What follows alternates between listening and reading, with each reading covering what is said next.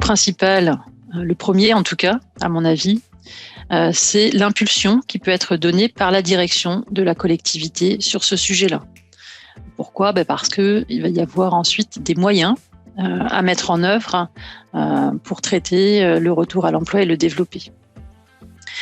Ces moyens, ce ne sont pas forcément des ressources complémentaires, mais ça va être en particulier du temps dégagé pour travailler sur le sujet. Et puis cette impulsion donnée par la direction, elle peut se traduire aussi dans les grandes orientations de la collectivité. Un autre facteur de réussite, c'est bien sûr que l'équipe RH se mobilise sur le sujet.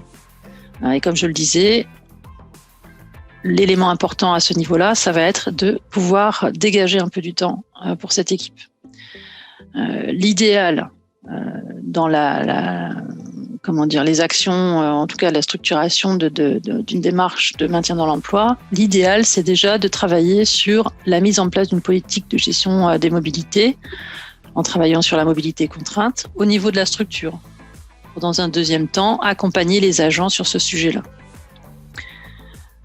Pourquoi d'abord travailler sur une politique de gestion des mobilités, même si on aborde ça essentiellement sous l'angle des mobilités contraintes, parce que ça permet de structurer et d'articuler les différentes actions qui pourront être menées sur le sujet, et puis d'harmoniser les pratiques au sein de la structure et de développer ensuite cette culture de la mobilité dont la structure a besoin. Un autre facteur de réussite, et pas des moindres, c'est l'accompagnement individuel ou collectif des agents.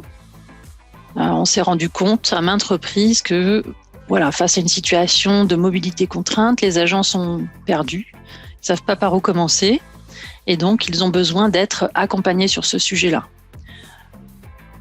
Cet accompagnement, il peut se faire en interne, bien sûr, avec la mise en place de conseillers en évolution professionnelle, par exemple.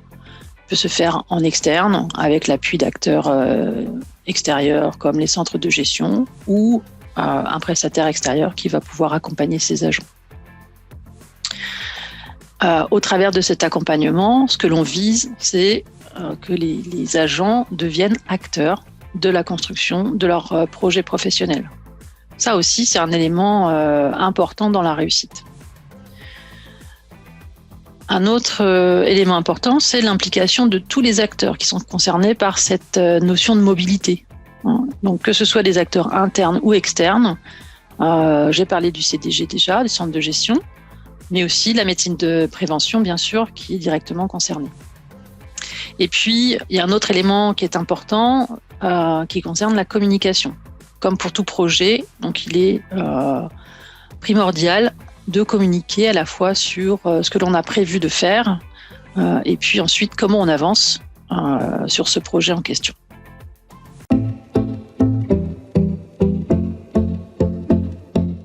Alors, sur l'organisation interne, l'élément principal, ça va être d'identifier les personnes qui vont travailler sur le sujet. Bien sûr, le service des ressources humaines est central sur ce sujet-là.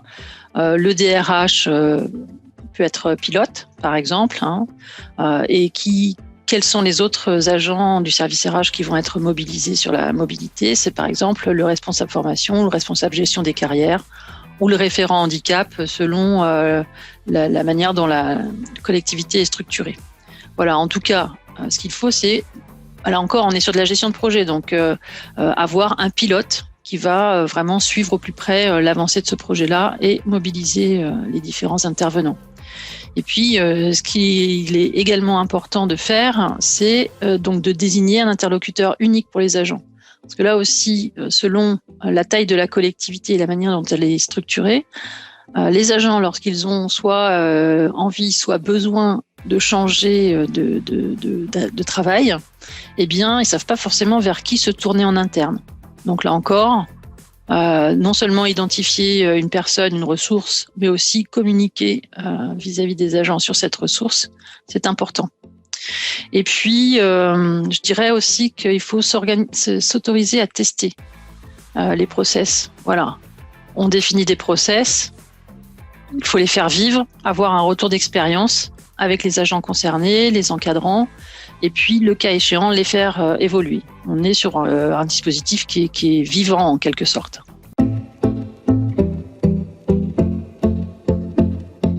Alors, l'accompagnement individuel démarre par un entretien de positionnement.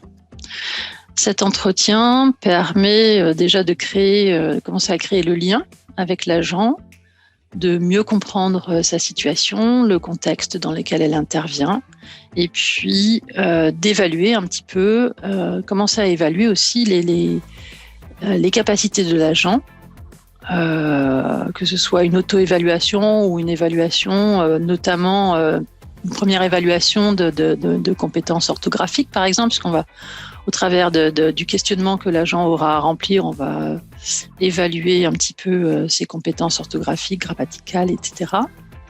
On va aussi l'interroger sur sa capacité à utiliser l'outil informatique. Et puis, on va identifier avec l'agent les sujets sur lesquels cet agent aurait besoin d'être accompagné. Donc, à l'issue de cet entretien de positionnement, il y a plusieurs modules de formation qui là peuvent être soit individuels, soit collectifs. On est sur 7 ou 8 modules qui vont permettre, ces différents modules contribuent à aider l'agent à construire son projet professionnel. Par exemple, il va travailler sur l'identification de ses compétences, un petit peu comme ça peut être fait dans le cadre d'un bilan de compétences, sauf que là, au travers de ces différents modules, eh bien, il a davantage de temps qui lui est alloué pour travailler sur son projet. Donc, construire son portefeuille de compétences, préparer une immersion au sein de la collectivité ou travailler sur des outils de candidature, le CV, la lettre de motivation, préparer un entretien de recrutement ou préparer un entretien de jury, ce genre de choses. Pour cet accompagnement individuel ou collectif, nous, on travaille avec l'outil Transférence, qui est un logiciel qui propose une base de données métiers et compétences. Et ça permet aux agents de travailler de les aider à identifier leurs compétences, également de travailler sur les compétences transverses, parce que c'est ce qui est important aussi à identifier dans ce genre de processus. Et puis ensuite, cibler les métiers qui, grâce à ces compétences, peuvent être accessibles, envisageables. Donc, on est sur un accompagnement qui se construit à la carte selon les besoins des agents. Et une fois encore, au travers de ce dispositif d'accompagnement, on demande aux agents de se mobiliser, c'est-à-dire qu'ils peuvent avoir des travaux à réaliser en intercession des modules. Des travaux de recherche, par exemple, ou bien des travaux d'approfondissement d'un contexte de travail ou d'un métier. Le principal, c'est véritablement cette impulsion qui est donnée par la direction et qui va faire que l'ensemble des acteurs vont devoir se mobiliser sur ce sujet-là. Une autre clé de succès, c'est également d'intégrer le travail qui est fait sur le maintien dans l'emploi dans des dispositifs ou dans des actions plus larges qui portent par exemple sur la qualité de vie en service. Parce que travailler sur le maintien en emploi, ça contribue à travailler sur l'image de la structure et donc ça favorise aussi une meilleure qualité de vie en service à terme. On peut aussi, pour fiabiliser le dispositif, mettre en place une charte d'engagement, ce qui permet aux acteurs centraux, que sont donc l'agent qui participe, mais aussi le référent de la structure, donc, qui est souvent donc un agent du service RH. Donc chacun de ces acteurs-là s'engage sur son rôle, l'investissement nécessaire et le suivi nécessaire dans cette démarche-là.